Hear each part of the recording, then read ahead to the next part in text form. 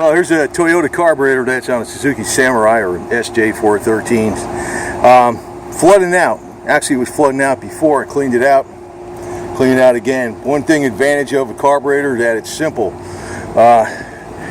You just unscrew the air cleaner. You take the top half of the carburetor off, and you're good to go. What I like doing is all these little wing nuts and screws and stuff. Put them in a plastic bag so you don't lose nothing. That's probably the worst thing you can freaking happen to you if you lose a bolt or something. Now to get at the float bowl, you usually just got to take the top off of the carburetor off, which is this puppy right here. And, well, lift it up a little, I'll get it out of here. Now you can see there's the float bowl. So what happens is the float comes up and it moves against the needle valve, which closes off the fuel. So there's a certain amount of fuel that's in here. For some reason, I don't know if there's dirt in there or what, I'm going to clean it out. What I do is spray down in here the inlet valve where this is, actually put your finger around here, close off. In other words, more of this carburetor cleaner would go through the needle valve, the float valve, whatever you want to call that, and clean it out.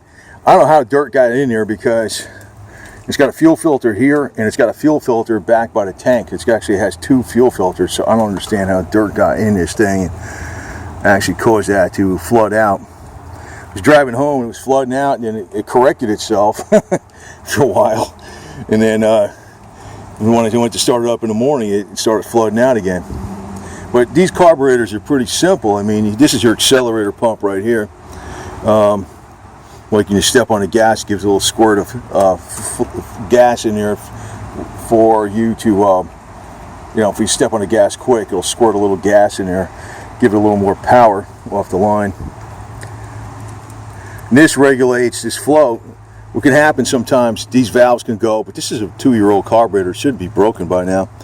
Sometimes the floats themselves, though, they can crack, and if this is filling up with gas, then this will never rise and close this. When this gets full with fluid, gas, this rises and it shuts off this valve. And then as the gas in the bowl is used up, this goes down. Then it lets in a little gas over here through the inlet filter, through the fuel pump. The other thing is too, sometimes you got to watch that you don't have too much fuel pressure, which could be pressing this open a little bit more than it should be. So I got mine set at about 3.5 pounds. Not sure why this did this, but I'm going to spray it down a few more times to make sure it's clean. Inside of here, because I don't know, maybe something was in the hose, that there's a little bit of dirt in that hose someplace that just came off and did something in here. It only takes a tiny speck of dirt to get you in a flooding condition. That's why fuel injection cars, you have to have like really good, you know, filters and stuff. And that's why it's important to use fuel injector cleaner with fuel injection cars. But carburetors are a lot more tolerant, but they could still have problems. But the thing is, they're much easier to service.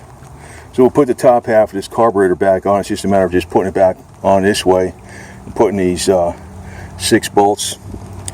And 1, 2, 3, 4, 5, 6 bolts on there, and that's it. You're done. Putting the hose back on, it should be good to go. Okay, so the top half of the carburetor is back on. There's like 3 short screws. The 1, 2, 3 were the short screws. The long screws are right here. 1, 2, 3 were the long ones right here. These 3 were the long screws. Put the fuel line back on again. Just got to put the air cleaner on it, and we'll start it up. And I don't know why this actually happened. It's weird. I was driving for 2 years, no problem. All of a sudden I got dirt in the fuel, and did it again after I fixed it last time, and freaking did it again.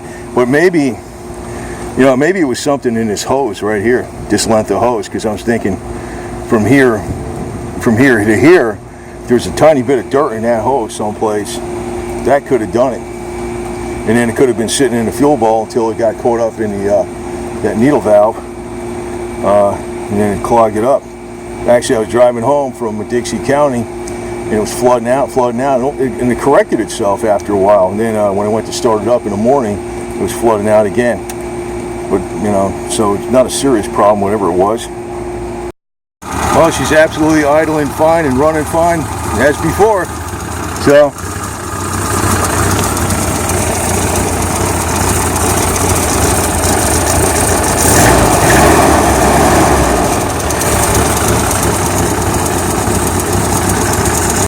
okay, now she's back to normal. And the HHO production's still going well. See that? It's a little bit of hydrogen assist. Gets about 25 miles to the gallon, roughly. Which isn't bad. Probably slightly better than the average Samurai. What you could do is, I'm going to keep a can of carburetor cleaner with me. And what I could do is take the hose off and then dump out the gas from the hose, then fill up this hose and through the gas filter with carburetor cleaner and put it back on, and that pure carburetor cleaner will go straight into where the float is and should clean it out if you ever have a problem.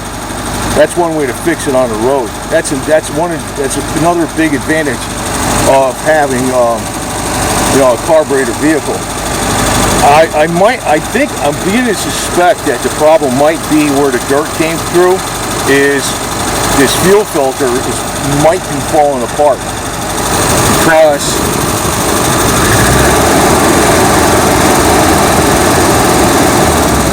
see how it's spinning in there a little bit? It might be from that fuel filter itself. So it's not that old, but that's what happens. I think a lot of parts are not they're not of the same quality as they used to be many decades ago, when everything was made in the USA, done right, or not done at all. So, but yeah, it's fixed again. So, but it's a problem if you're someplace and this happens. So, you know, there's always something that could possibly happen. And I'm not going to break down and buy a Google car. I can tell you that right now. I'm driving the car with a steering wheel, pedals, a shifter, manual transmission, and as few electronic gizmos as possible. And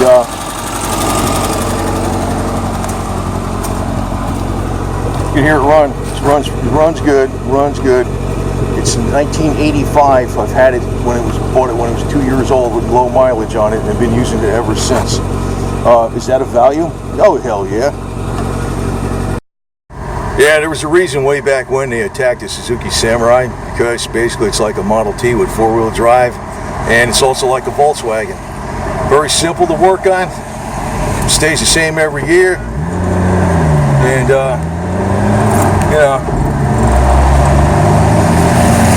really, you can make it last forever if you take care of it.